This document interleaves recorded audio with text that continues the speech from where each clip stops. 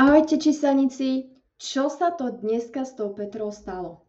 A viete, že ja som hneď vedela, že nevyhrá? A podľa čoho som vedela, že to nevyhrá? A chcete to vedieť? Tak ja vám to poviem. Pretože Peťa si vylosovala svoje súťažné číslo 4. A v štvorke určite viete, že štvorka je najpomalšie číslo zo všetkých čísiel. Štvorka si dáva na čas, štvorka je ležérna, je síce veľmi pracovitá a odvádza hrubú prácu, ale nie je tá, ktorá by sa trhala byť prvá. Hej? Takže už len na základe vylosovaného čísla 4 som si povedala, že bohužiaľ Petra to na domácej pôde nevyhrá.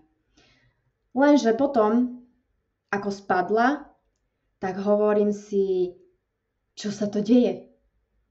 No a tak som sa pozerala na jej dátum narodenia a to, aký má cyklus, a tam som dostala odpoveď. Totiž Peťa Vlhová má rok číslo 8. Rok číslo 8 je o práci, o pracovitosti, o tom, že žne svoje ovocie, ktoré zasiala po minulé roky. Čiže malo by sa jej dariť.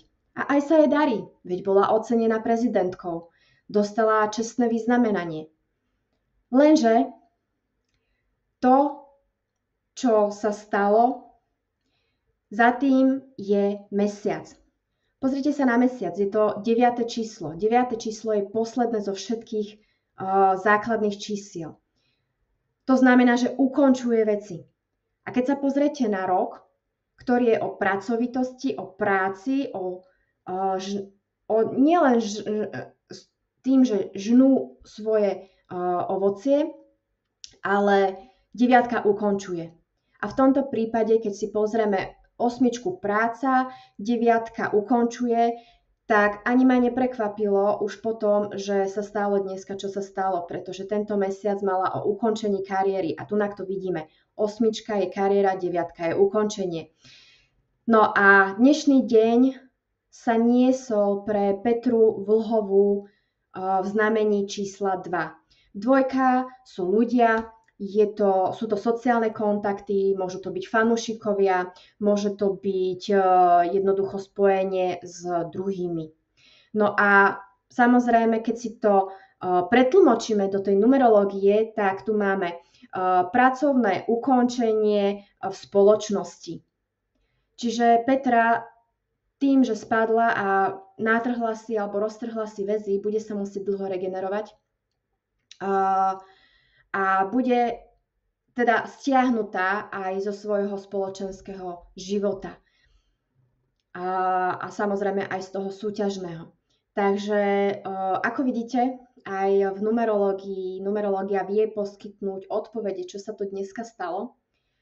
A ja prajem Petre čo najrýchlejšie zotavenie, aby sa mohla vrátiť a znova reprezentovať nás, Slovenskú republiku. No a pokiaľ aj vy chcete vedieť, aký je váš osobný cyklus, v akom roku sa nachádzate a chcete vedieť aj svojich 12 mesiacov dopredu, tak vám veľmi rada spravím váš numeroskop podľa vášho dátumu narodenia, tak ako som vám to dneska ukázala na Petre Vlhovej, kde sme sa pozreli na jej ročný cyklus, jej mesiac a dá sa pozrieť aj na deň. V numeroskope sa sústreďujem hlavne na ročný cyklus a mesiace. Takže pokiaľ máte záujem o svoje numeroskopy, veľmi rada vám ich vystavím. Napíšte mi, objednajte si na www.monmadaras.sk o číslach inak. Takže teším sa a toto je odpoveď z numerológie. Majte sa krásne a krásny večer vám prajem.